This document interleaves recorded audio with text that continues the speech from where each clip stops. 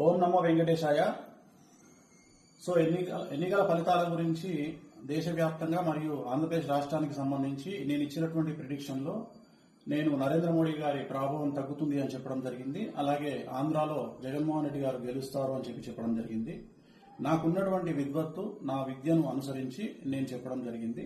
So నేను చెప్పిన దాంట్లో సెంట్రల్లో మోడీ ఆధిపత్యం అనేటువంటిది తగ్గింది, ఒకటి జరిగింది. రెండవది ఆంధ్రప్రదేశ్ లో జగన్మోహన్ రెడ్డి గెలుస్తాడు అని నేను చెప్పినటువంటి ప్రిడిక్షన్ తప్పింది.